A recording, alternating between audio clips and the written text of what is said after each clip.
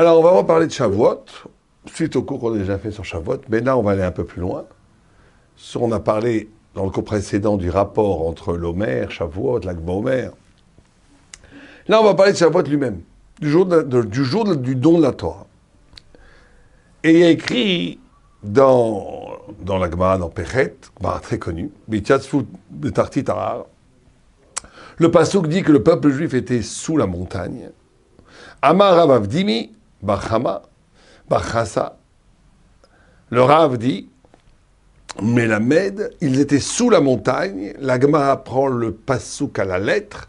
Sous la montagne, c'est pas qu'ils étaient au pied de la montagne, mais ils étaient sous la montagne. C'est-à-dire que s'ils regardaient en haut, il y avait une montagne sur la tête. Quelle montagne? Melamed, ça nous enseigne. Chez Kappa, Kadosh Baruch Hu Alem, et à Ark et Gigit, Dieu a pris la montagne comme une gigite, on va dire que c'est un tonneau de vin. Amar Lahem, il leur a dit, Imatem mekablim et Torah mutav, si vous acceptez la Torah mutav, ça va bien. Mais il me lave, sinon, Sham tiuk votechem, là-bas sera votre tombeau. Première partie. Donc Dieu donne la Torah de façon incroyablement violente, en disant, ou bien vous acceptez la Torah, ou bien c'est la mort. Il y a plusieurs questions. D'abord, pourquoi comme un tonneau? Deuxièmement, pourquoi il dit Sham, là-bas? Il aurait dû dire Kan, ils étaient là. Troisièmement, pourquoi est-ce qu'il donne la Torah comme ça? Tosfot pose une question encore plus forte. Tosfot dit Hafalpi shekva igdimuna sevenishma. Ils ont déjà dit, le peuple juif a déjà dit, nous ferons et nous comprenons. En d'autres termes, le peuple juif a déjà accepté la Torah. Ils ont accepté la Torah. Ils ont dit tout ce que nous dira Dieu, nous ferons. Et nous comprendrons après. Donc ils ont accepté la Torah. C'est comme si j'avais décidé d'acheter une maison. Je rentre chez le notaire, j'ai le vendeur en face de moi, je suis prêt à acheter la maison, le vendeur sort son pistolet, dit ou vous acceptez d'acheter ma maison ou je vous tue. Bon, d'abord c'est pas poli. Et secondement, il n'y a pas besoin de faire ça, j'ai déjà accepté d'acheter la maison, je suis là pour ça. Donc quel est le sens de cette violence? Quel est le sens de cette coercition? Quel est le sens de cette menace de mort? Alors, il y a énormément de réponses. Et on va essayer de les hiérarchiser. Première réponse, on va prendre celle de Tosfot, qui dit quelque chose de fabuleux. Il dit Shema iyu chozrim kesheiru ahesh agdola sheatzta nishmatam. En d'autres termes, Shema iyu chozrim. Bon, ça aussi c'est une réponse, on pourrait dire Shema iyu chozrim là-bas chez R0. Mais en tous les cas, on va dire comme ça, Tosfot dit quoi? On ne veut pas qu'ils reviennent sur leur engagement. Parce que pourquoi pourraient-ils revenir sur leur engagement? Parce que quand on a reçu la Torah, il y a eu un feu, Eshak Gdola, un feu immense. L'âme est sortie et l'âme est revenue. Ce traumatisme de la révélation est tellement puissant qu'il peut provoquer un recul, un désengagement, une résiliation de l'engagement qu'on avait donné d'accepter la Torah. Et ça, c'est le premier enseignement. En d'autres termes, il y a un système ici. Le don de la Torah n'est pas un don ordinaire. C'est pas j'accepte de devenir tzaddik, j'accepte d'acheter un appartement, j'accepte de me comporter comme un juif. C'est pas ça. Recevoir la Torah, derrière Haga, c'est pareil pour une conversion. Devenir juif, c'est d'être possédé, d'être saisi à la deuxième personne, d'être dépossédé de sa maîtrise, de sa puissance, de son équilibre. Je deviens le sujet de Dieu. Être juif, alors ça serait peut-être une nouvelle définition. Être juif, c'est de devenir le sujet de Dieu. C'est-à-dire que tu n'es plus la centralité de ta vie. La centralité de ta vie se joue ailleurs. Elle se joue dans un ailleurs. Elle se joue dans un feu immense qui est la parole de Dieu. Tu es plus nucléarisé, c'est plus nucléaire, c'est plus le noyau, c'est plus toi. Tu deviens un élément d'une tragédie qui finira magnifiquement bien, si on fait ce qu'on fait, pas comme la tragédie grecque qui finit dans le tragique, une tragédie au sens où à un moment donné, je suis dépossédé de mon destin pour retrouver mon destin. Tosfot nous enseigne que l'engagement ne suffit jamais. Je veux devenir un tzaddik, très bien, mais dès que tu arrives après dans les faits, tu recules. À Kippour, on est là, à l'Anéida, on veut devenir des tzaddikim, on est des anges, on veut s'approcher de Dieu, on jeûne depuis déjà 24 heures, on prie de toutes ses forces, on décide de devenir un tzaddik à l'image du Baal Shem Tov, à l'image du Gaon de Vilna, à l'image des grands tzaddikim, on veut devenir comme eux. Juste après Kippour, on sonne le chauffard, on rentre à la maison, quelqu'un te vole ton gâteau, tu lui cries, tu l'insultes, tu commences à parler football, du lachona, mais c'est pas possible, c'est pas possible. Comment c'est possible? C'est le retour du même. Le péché est logé dans le même, dans l'identique, dans le corps, dans la toute-puissance des choses qui reviennent sur eux-mêmes. La circularité de la vie. La Torah casse cette circularité et t'ouvre vers l'infini. Mais cet infini, tu ne peux pas. Il faut bien entendu, c'est ta condition nécessaire, mais pas suffisante. Tu as besoin de désirer le feu. Tu as besoin de désirer l'infini. Tu as besoin de dire Naase Venishma, qui est un abandon de son esprit. Je sais que je suis choisi par Dieu. Mais tout ça ne suffit pas. Il faut que Dieu te possède. Il faut être saisi par la main de Dieu. Il faut avoir le mérite d'être saisi parce que Shema Yarzeru Bahem. Parce que par définition, l'homme revient à la case départ. Grandir, c'est un miracle. Changer, c'est un miracle. La plupart des gens, ils ne changent pas. Ils restent comme ils sont. Changer, grandir, gravir les échelons des Midot Tovot, arriver à la vérité splendide de la Torah, devenir un Ben Torah, devenir un Eved Hashem, de devenir un sujet de Dieu sur terre, de devenir un chevalier du judaïsme, de devenir un chevalier de la vérité, de devenir un héros du grand feu. Ça demande une élection, ça demande une possession divine. Ça veut dire qu'à un moment donné, il faut être pris. Et il faut désirer, prier que Dieu te prenne, que Dieu t'accepte. C'est ça l'élection, c'est ça le pshat de Am Segula. Tu as été pris au-delà de ta volonté, pas contre ta volonté, parce que tu voulais, mais au-delà de ta volonté. Tu as été jeté dans un système qui dépasse tes forces. Chez les goïms, c'est la dérélection. C'est le contraire. L'homme est jeté dans le monde, dans l'absurde, il ne sait pas ce qu'il fait là. Alors c'est la tragédie grecque, il cherche son sens, bon. Chez le juif, c'est une dérélection à l'envers. C'est une élection. C'est-à-dire qu'on te prend, et hop, on te projette dans le ciel. Mais qu'est-ce que je fais dans le ciel? Qu'est-ce que je fais là-haut? Très souvent, des grands syndikim, ils étudient, surtout chez les Balchoua, mais c'est magnifique de voir ça. Ils étudient la Torah, ils grandissent, ils sont magnifiques. Et tout d'un coup, ils ont, hop, ils disent, mais qu'est-ce que je fais là-haut? J'ai envie de, tiens, il y a le match de foot, la finale de Coupe de France, ou la finale de Coupe d'Europe. Il y a 3 ans, j'étais là-bas avec mes copains. Et tu redescends dans les marécages. Mais non, Dieu t'a mis là-haut. Il t'a mis au Beth Midrash avec tes livres, t'es magnifique. C'est ça l'élection. Donc, la Torah, c'est pas j'accepte la spiritualité. J'accepte de devenir meilleur, je rentre. Non, ça c'est bourgeois, ça c'est les yogistes, les bouddhistes, tous les gens là qui utilisent la spiritualité pour se sentir mieux dans leur peau, pour sortir de leur traumatisme avec leurs parents, pour se faire une nouvelle peau, tous ces trucs-là. L'horreur. La Torah, c'est pas ça. La Torah, c'est tu es arraché de ton existence et on te jette dans le ciel, mamache. On te jette dans les étoiles. Et hop, tu planes par mes étoiles, qu'est-ce que je fais là? Bah, tu as été choisi par Dieu. C'est ça le pshat, d'après Tosfot. Deuxième pshat, et je dis que c'est hiérarchique parce que l'un va plus profondément que l'autre. Le deuxième pshat qui est donné par beaucoup de Rishonim, il est encore plus simple, mais il est plus fondamental. C'est que tu ne peux pas, le Maharal de Prague parle beaucoup de ça, tu ne peux pas choisir la Torah. Bien sûr que vous aviez choisi la Torah, mais tu ne peux pas choisir la Torah. Pourquoi? Parce que si tu choisis la Torah, ça veut dire que la Torah dépend de ton choix. Et alors? Si elle dépend de ton choix, elle est anecdotique. Elle est anecdotique, c'est-à-dire qu'elle n'est pas essentielle. C'est-à-dire que la Torah ne peut pas être l'objet d'un choix, parce qu'un choix, ça peut toujours se dédire. Un choix, ça peut toujours se délier.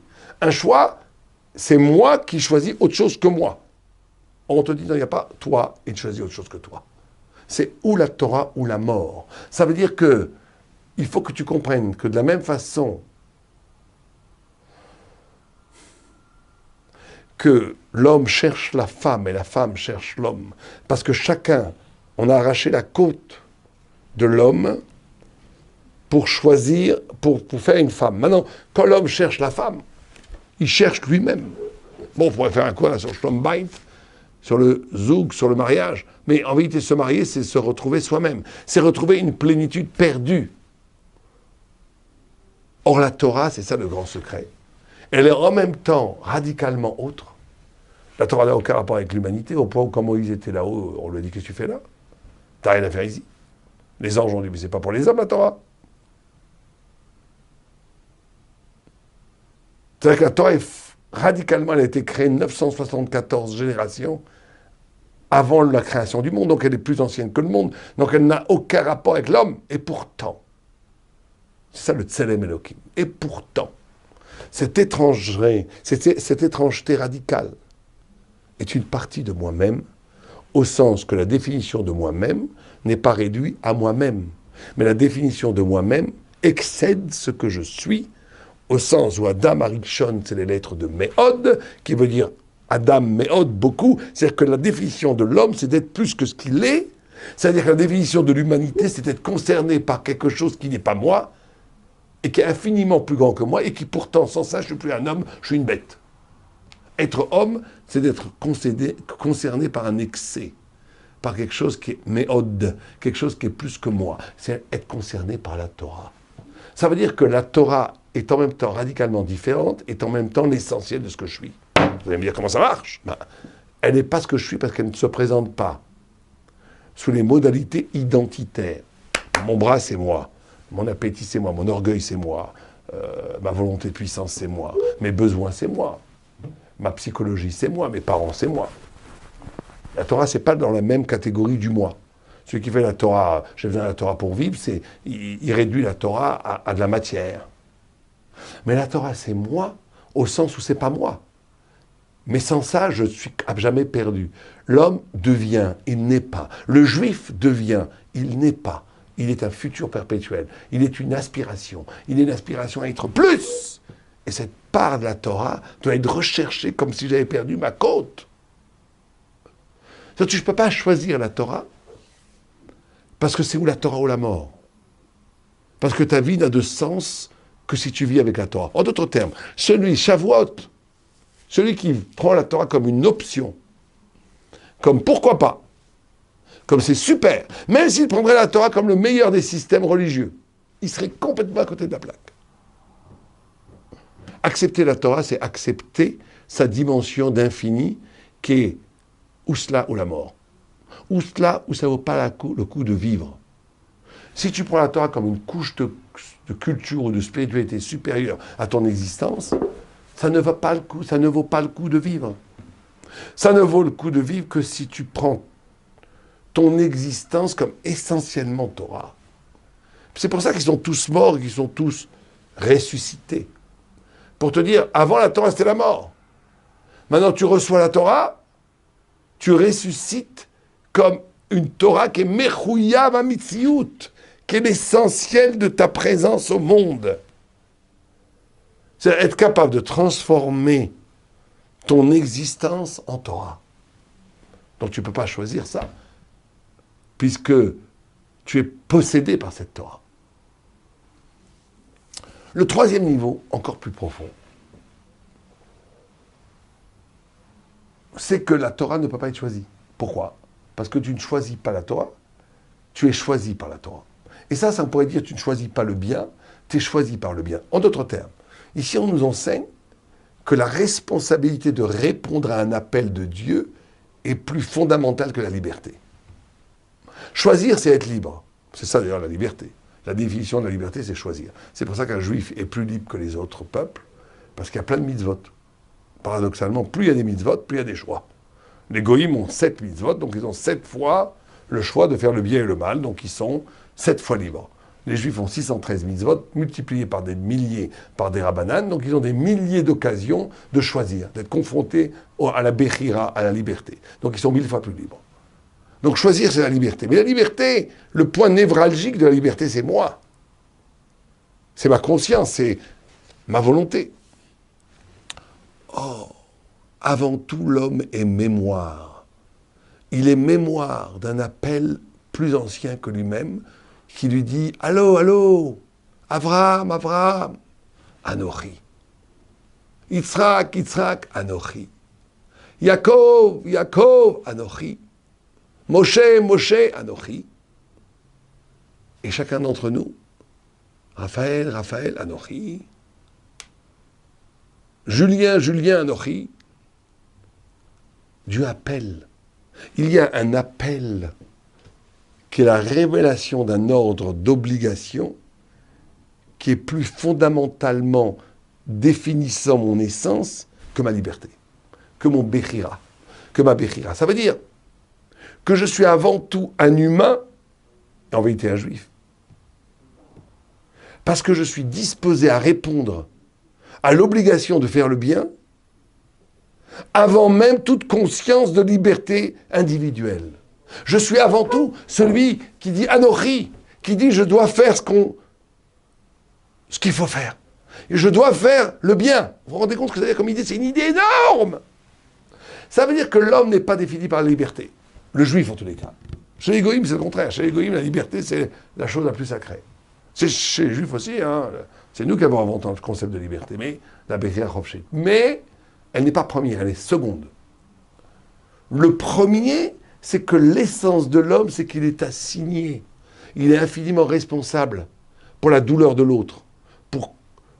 Quand un enfant vient me demander à manger, ça court-circuite toute ma liberté. Je suis obligé de lui répondre, de lui donner à manger. Ce qui est extraordinaire, c'est quand quelqu'un vous adresse la parole, vous l'écoutez avant même d'écouter ce qu'il dit. Ça veut dire que vous êtes dans un mouvement où votre assignation à lui répondre est plus fondamentale que votre propre présence à vous-même. Ça veut dire qu'on expérimente à chaque niveau de la vie cette notion fondamentale d'une définition de l'humain selon la Torah, qui n'est pas la liberté, mais la responsabilité au sens où je suis tout le temps interpellé par un ailleurs, et je me dis, Anochi, je suis prêt à y aller. Ça veut dire que je suis avant tout, l'être humain est d'autant plus grand qu'il est sensible à l'exigence éthique, à la réponse morale, à la réponse spirituelle, que chaque événement organise. Plus je me ferme à la détresse de l'autre, plus je m'en fiche complètement du problème des autres, plus je me ferme à l'appel de la compréhension de la vérité, plus je vis dans ma coquille égotique, plus je ressemble à un cannibale, plus je ressemble à un âne batté, et je suis qu'un âne batté, il faut le savoir. Parce que l'intelligence et les midotes, c'est un dans la Torah. Si je ne suis pas capable de m'ouvrir à la détresse de l'autre, je deviens un idiot total. Pourquoi? Parce que je me ferme à cette dimension d'ouverture à l'altérité qui est le propre de l'intelligence, qui est la capacité de répondre à l'appel d'un ailleurs, aussi bien intellectuellement qu'émotionnellement, que sensiblement, que physiquement, donné à la main qui se tend. Donc cette Torah qui t'est donnée, c'est de dire l'essentiel de la vie, c'est pas à partir de moi. Je ne fabrique pas une existence à partir de ma propre volcanique liberté. Je construis une existence à partir d'une posture où on m'appelle et je réponds. On m'appelle et je réponds. Et plus je réponds à ces appels, plus j'agrandis mon essence qui devient polyvalente au sens où elle répond à plein d'appels. C'est ça la définition du juif.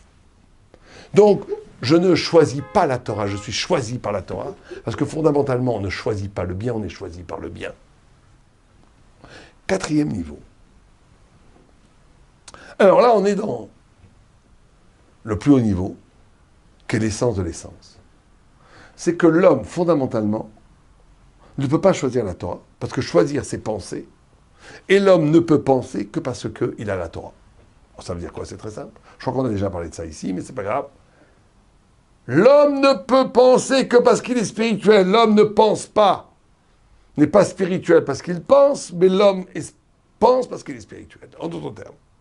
Qu'est-ce qui fait qu'un animal ne pense pas? Qu'est-ce qui fait qu'un ordinateur ne pense pas? Qu'est-ce qui fait qu'une matière, c'est de la matière? Ça ne pense pas. Ça ne pense pas. Qu'est-ce qui fait que la matière n'a rien, ne développe pas des idées? Qu'est-ce qui fait que l'homme a des concepts? C'est pas la multiplication des neurones. On pourra mettre autant d'intelligence artificielle dans les ordinateurs, ils ne penseront jamais. Qu'est-ce qui fait que l'homme pense? L'homme pense parce qu'il a été arraché de la matière. Penser, c'est sortir de la matière. Or, comment on sort de la matière? Exister. C'est extens, sortir de la matière. Mais comment on sort de la matière? Comment ça fait que l'homme sort de la matière? C'est un miracle? Oui, c'est un miracle. Mais il vient de où, ce miracle? C'est très simple. C'est la lumière de Dieu qui frappe le visage humain, qui par cette claque lumineuse, divine, arrache l'homme de la béatitude, de la somnolence de la matière, et qui fait qu'il est en même temps lui et en même temps autre chose. Il est traversé par une lumière d'un ailleurs, de Dieu, qui fait qu'il n'est plus un, donc il est deux. Donc on est dans le réfléchir. Réfléchir, c'est reflet. Reflet. Il peut maintenant continuer, commencer à dire un, deux. Oui, non. Bien, pas bien, mal, pas mal. Des valeurs, des concepts, des idées. Donc le concept naît du choc de ce que la Kabbalah appelle Haka, c'est la claque divine lumineuse que Dieu donne à l'homme pour l'arracher de la matière, qui fait qu'il peut penser. Donc un athée qui pense, il y en a peu, la plupart des athées ne pensent pas, mais un athée qui pense, il le doit, parce que fondamentalement il a reçu, il ne doit que grâce à Dieu. En fait, il n'y a pas d'athée. Parce que l'acte même de ne pas croire, c'est une pensée qui vient de l'acte fondamental spirituel. Il n'y a pas de possibilité de penser sans acte spirituel. La pensée vient de la spiritualité. Donc l'homme n'est pas spirituel parce qu'il pense, il fabrique des idées, ça c'est bidon.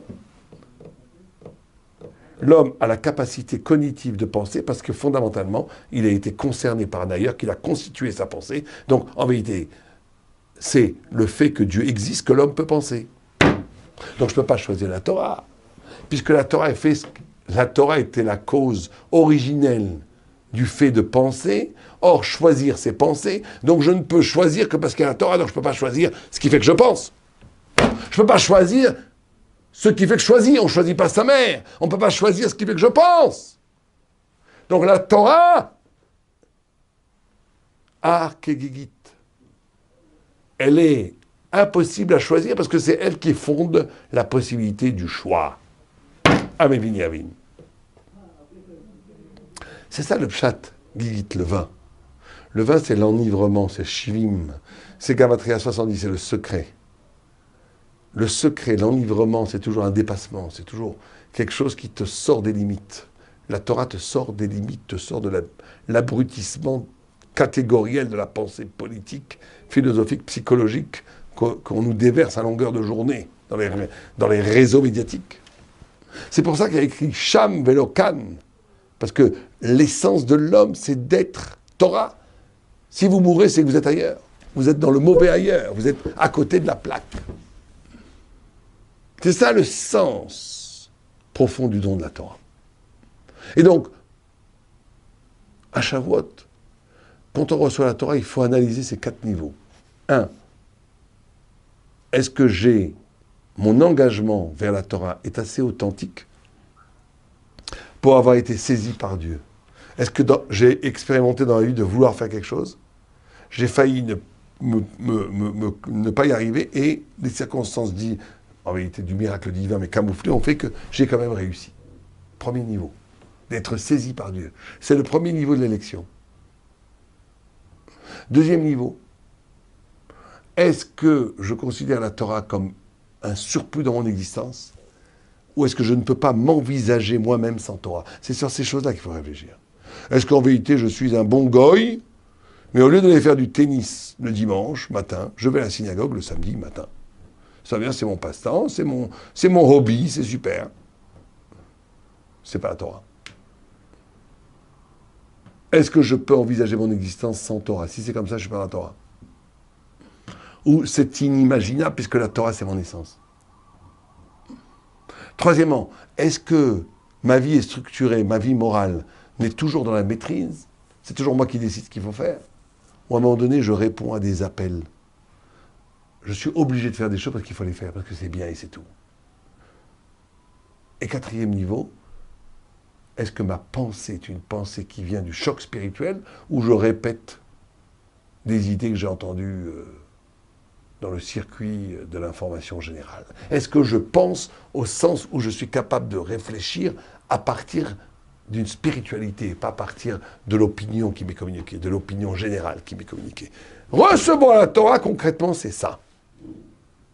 Et ce qui est extraordinaire, c'est que ces 4 niveaux, qui sont l'essence même de l'intelligence juive, se basculent, se coordonnent avec la dimension de Shavuot. On lit Ruth, certains lisent Ruth, Megillat Ruth, la naissance de David Améler. Parce que David Améler, c'est le Mashiach. Et David Améler, qui est le Mashiach, est né à Shavuot. Et il est mort à Shavuot.